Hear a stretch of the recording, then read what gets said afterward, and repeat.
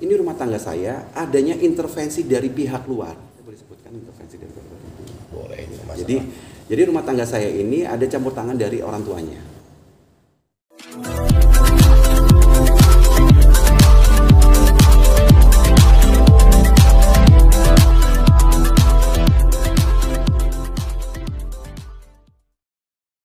Oke. Permasalahan berikutnya terjadi suatu miskomunikasi di gedung pernikahan di Jakarta, di gedung komando pada saat itu. Nah, saya dan saudari S ini kan berada di pelaminan, di atas pelaminan, dan acaranya ini bukan standing party, tapi table manner semuanya. Jadi semua duduk.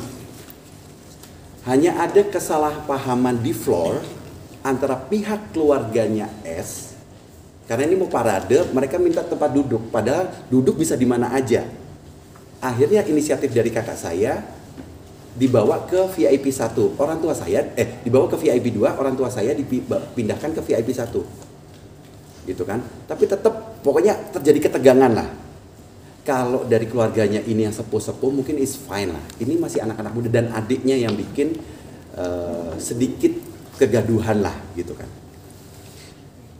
Selesai acara kita pulang karena saya tidak tahu kejadian di atas gedung itu di floor itu, karena saya di atas pelaminan ya, di atas pelaminan. Saya cuma dengar ada sedikit ketegangan yang cukup sangat tegang sampai mungkin teman-teman sempat kemarin mendengarkan juga dari WO saya yang dibentak-bentak, itu kan sudah ada tuh pemberitanya juga itu memang kejadian seperti itu si Mbak Heni Mona, karena WO saya waktu itu ada 3. Tegang lah, tapi kan saya di sini kan netral ya, gitu kan, tidak memihak sana tidak memihak sini, karena saya posisinya ada di atas pelaminan, gitu kan. Nah, beberapa hari setelah acara di Jakarta di gedung saya di rumah. Ini ternyata ada informasi yang berbalik semuanya. Lewat dia mendapatkan informasi dari adiknya yang berada di negara Arab, yang tidak ada dalam TKP. Disitulah terjadi konflik. Saya dengan S, dan untungnya qadarullah saya ini kan lagi menjalankan S3 ya teman-teman ya. Saya ini orang periset, saya ini orang peneliti. Setiap konflik saya punya rekamannya. Panjang nih, nanti usahain panjang nih. Nanti kita akan lihat bagaimana saya berdebat dengan saudari S ini. Apa mau sekarang atau nanti aja? Saya selesaikan dulu aja mungkin ceritanya ya. Dari situ konflik pertama, saya meninggalkan rumah.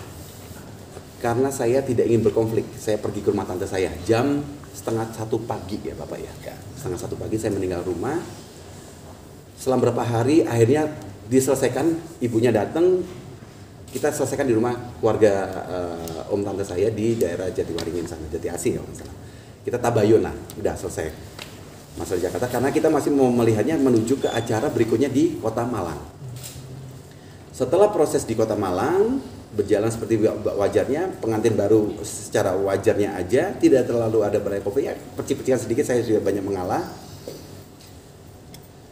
Konflik saya meninggalkan beliau lagi itu pada saat Lebaran tahun 2022. Saya jadi sempat meninggalkan saudari S ini di rumah orang tua saya selama 1 bulan. Ada konflik lagi. Jadi kalau setiap apa-apa itu ditabrak, tidak apa. Jadi saya gugat beliau. Itu saya sudah mengkaji. Kalau dari hukum Islam, saya menggugat beliau itu intinya adalah nusyus. Saya sudah mengkaji nusyus itu dari 4 mazhab imam, Syafi'i, Hambali, Maliki, dan Syafi'i. Dari 4 mazhab itu saya sudah kaji, dan bukti-bukti nusyus apakah itu sebenarnya sudah ada, dan dari awal saya sebenarnya tidak mau buka karena ini adalah aib rumah tangga saya. Bukti chat nusyus apa segala macam rekaman itu ada semuanya. Yang kedua itu saya tinggal di Malang ya. Akhirnya dia datang ke Jakarta. Minta dia untuk udah Kak, saya gini merendah, kita merendah juga. Akhirnya dia datang ke Jakarta, aku bilang nggak usah deh, bentar lagi kan udah mau Idul Adha. Karena Idul Fitri Idul Adha itu kan rapat kan.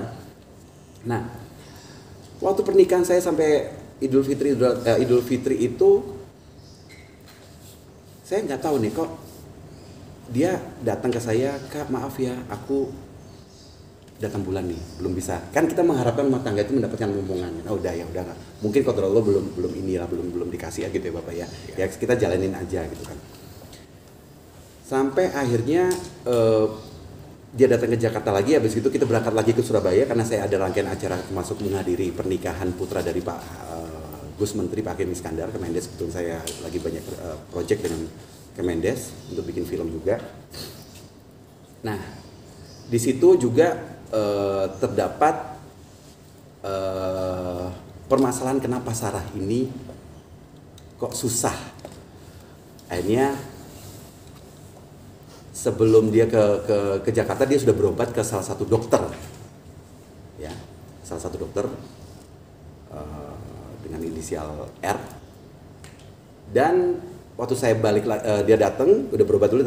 Pas kita balik lagi ke Surabaya, saya sempat diajak, saya antar juga ke dokter itu, dan bahkan saya juga diobati. Dokternya itu dokter siapa? Dokter spesialis. Enggak, maksudnya dokter inisialnya dari, R. Dari S. Dari S, bukan dari saya. Ya, oke. Jelaskan itu. Ya.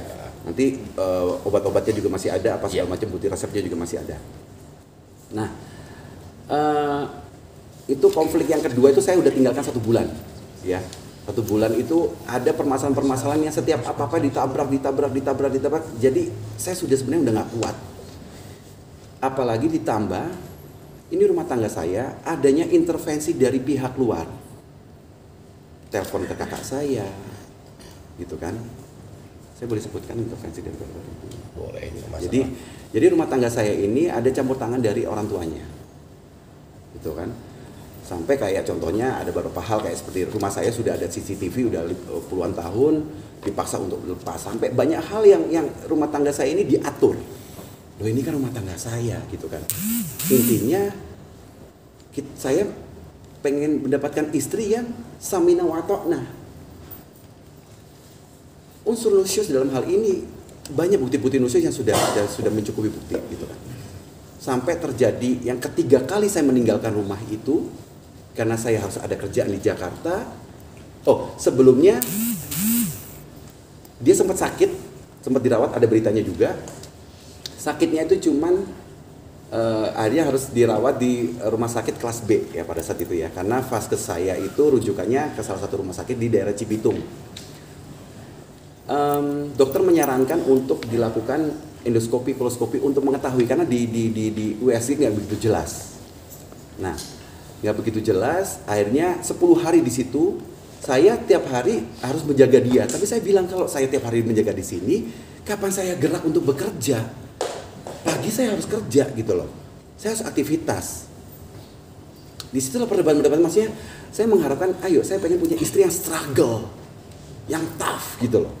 Kalau perlu apa-apa kan ruangan kamar kami ini dekat sebelahnya itu langsung ruang suster. Gitu kan. Sampai akhirnya dokter yang menangin kami untuk dirujuk di rumah sakit yang fasilitasnya lebih lengkap. Gitu kan.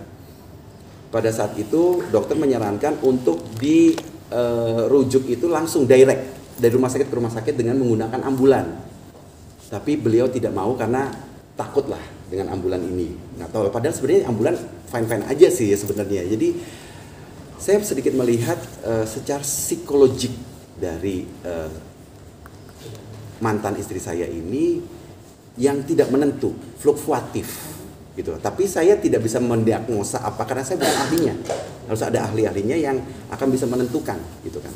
Bahkan terakhir dokter ya menyarankan kepada saya, gitu kan.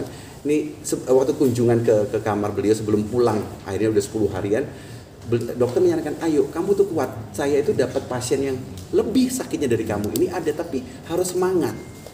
Kuncinya semangat, nggak perlu terlalu didramatisir. Akhirnya saya keluar dengan dokter ngobrol 4 mata. Untungnya semua pembicaraan saya itu apa? Alhamdulillah saya rekam arahan dokter apa saya rekam semuanya. Tapi sebenarnya ini kan adalah wadah-wadahnya yang untuk saya buka gitu loh. Cuman akhirnya kalau teman-teman buka di Google gitu, pemberitaan saya itu menyudutkan tapi ya ini harus biar terang benderang gitu kan. Saya harus menceritakan kronologis yang sebenarnya. Akhirnya saya balik ke kamar, saya ditabrak lagi. Kamu ngomong apa sama dokter? Loh, dokter menyarankan begini. Enggak, sampai teriak-teriak sampai mau jemput infus. Untungnya qadarullah, handphone ini saya taruh di sini, on kamera. Saya rekam sampai suster datang. Maksud bapak itu nggak kayak begitu, sampai dia mau kabur dari rumah sakit. Nah ini kan istri saya, tanggung jawab saya. Kalau sampai ada apa-apa, ada terjadi bagaimana, saya sebagai suaminya bertanggung jawab kan.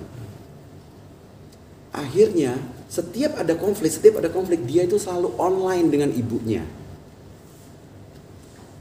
Rumah tangga macam apa kayak begini? Selalu dihantam. Akhirnya saya ngobrol sama ibunya. Akhirnya apa? Kalau saya sebagai suaminya kan harusnya dengar apa kata saya kan. Jadi baru didengar itu kalau semua ibunya yang ngomong. Akhirnya dokter ketemu saya, dokternya lagi kunjungan ke ruangan-ruangan lain. Saya ketemu dokter, saya tarik dokternya, saya bicara dengan, saya minta bicara sama dokter saya sambungkan ke ibunya. Baru ibunya nyambung lagi ke mantan istri, baru bisa percaya. Lalu terus kalau gitu posisi saya apa nih? Ya kan? Saya tuh ada bukti semua loh. Saya nggak mau buka loh kayak begini, aib loh. Oke, kita kembalikan pada titik pokoknya aja. Titik pokoknya adalah dari rangkaian-rangkaian permasalahan itu semuanya sampai pulang ke rumah ada konflik-konflik lagi. Saya pulang malam karena kecapean, saya difitnah, dituduh karena saya di luar punya will. Itu yang membuat saya tidak kuat. Akhirnya saya memutuskan untuk keluar lagi dari rumah untuk yang ketiga kalinya. Dan ditampung oleh salah satu sahabat saya di salah satu apartemen. Kurang lebih seperti itu, dan akhirnya saya paksa orang tuanya untuk datang ke Jakarta karena saya sudah ada posisi yang saya merasa diri saya terancam kalau saya berdua sama dia.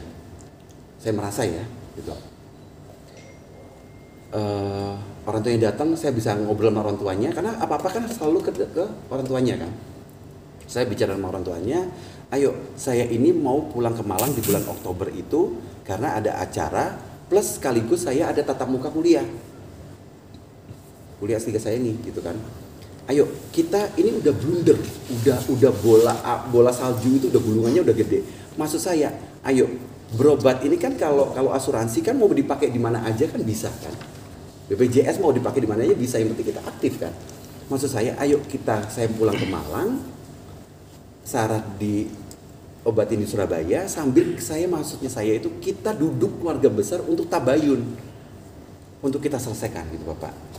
Nah akhirnya saya sempat pisah ranjang dengan beliau ini, sempat saya anterin ke dokter-dokter yang rujukan. Dokter sampai angkat tangan, dokter menyarankan untuk dioperasi. Oke, dokter menyarankan untuk operasi. Mama saya itu pernah kena batu empedu umur 72, dioperasi 2 hari kemudian masih aktivitas. Nah, cuman mungkin dia takut dioperasi atau gimana gitu kan ya nggak sih. Akhirnya di pagi hari saya harus ceritakan ya Bapak ya. Ya. Orang tuanya bilang begini sama saya, ini kan udah kompleks gitu ya. Orang tuanya bilang gini. Untuk kesehatan Sarah keluarga sudah memutuskan mengambil alih terhadap diri Sarah dan untuk kesehatan Sarah karena udah berunding. Oh, saya nggak mau konflik. Kenapa saya iakan? Saya antar ke depan karena saya sudah tidak mau berkonflik. Oh, dalam hati saya ambil alih. Oh ya sudah. Padahal saya menyarankan untuk tidak pergi ke alternatif. Pertanyaan saya, apakah alternatif itu sesuai dengan syariat Rasulullah SAW? Saya sebagai suami harus tahu dong. Apapun itu bahasa, mau alternatif, mau apa, ya itu silahkan diinterpretasikan. Saya antar itu karena saya udah mau konflik, dan saya bilang saya mau pulang ke Malang, rumah saya kunci saya titip ke pembantu gitu kan. Kalau bisa, kalau mau pengobatan, ayo abis itu kita ketemu di Surabaya, kita selesaikan.